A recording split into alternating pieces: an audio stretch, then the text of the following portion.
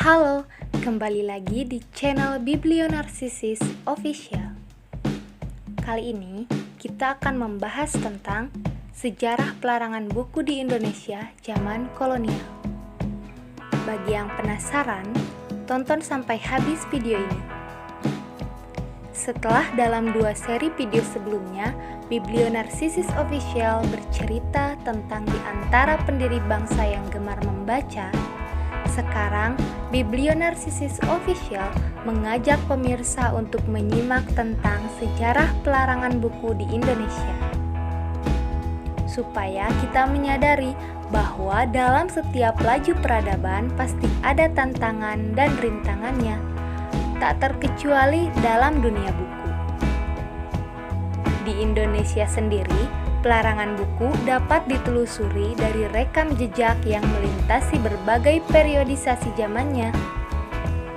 Praktek pelarangan buku sebetulnya telah terjadi sejak zaman kerajaan-kerajaan di Nusantara.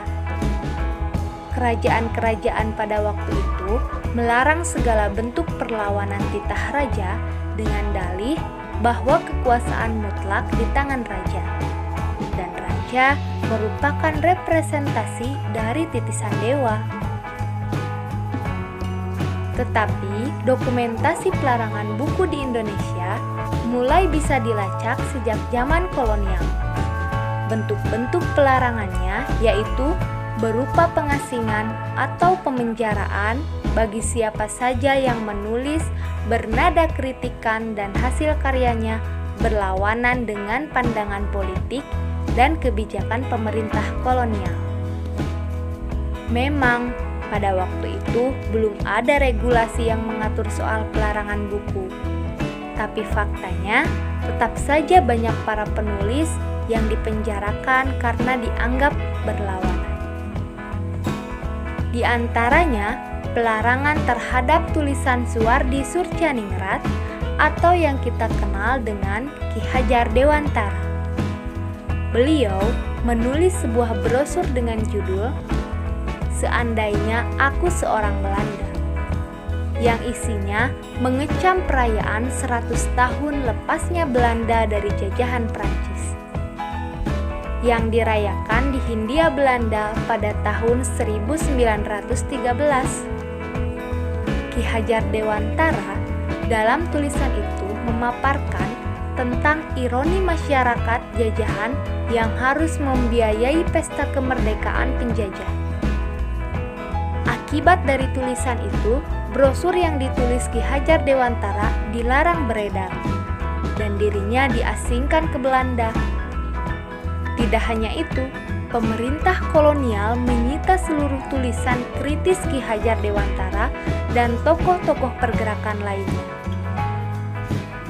Pada tahun yang sama, 2 sahabat Ki Hajar Dewantara yang sama-sama memiliki pemikiran kritis dan selalu berlawanan dengan pemerintah kolonial mengalami nasib yang sama. Mereka adalah Cipto Mangunkusumo dan Douwes Dekker. Masing-masing dari mereka harus dibuang ke Banda dan Kupang sebelum nantinya ke Belanda. Setelah kejadian itu, pemerintah kolonial semakin ketat mengawasi perkembangan pemikiran kritis para anak muda Bumiputra. Daftar orang yang harus diasingkan semakin bertambah. Pemenjaraan dan pengasingan pun dialami oleh para tokoh-tokoh pergerakan yang kritis dalam tulisannya dan berlawanan dengan pemerintah kolonial. Beberapa di antaranya adalah Darsono, Mas Marco Kartodikromo, dan Semau. Fakta sejarah mencatat bahwa motif pelarangan buku yang terjadi dari zaman ke zaman itu hampir sama. Bahkan selalu ada pengulangan pola, yakni manifestasi otoritarianisme penguasa dan dominasi mayoritas yang ditopang legitimasi kekuasaan. Meskipun struktur kekuasaan berganti, budaya otoriter tetap saja menjadi pendorong utama segala pemberangusan. Dan ini dilakukan dengan cara melebeli buku dengan istilah membahayakan keamanan, mengganggu ketertiban umum, tafsir yang keliru, aliran sesat, dan sebagainya. Itulah cerita singkat dari dunia perbukuan pada zaman kolonial bagian 1. Nantikan bagian keduanya. Ada kejahatan yang lebih buruk daripada membakar buku. Salah satunya yaitu tidak membacanya. Joseph Brodsky. Terima kasih. Jangan lupa di like, comment, and subscribe.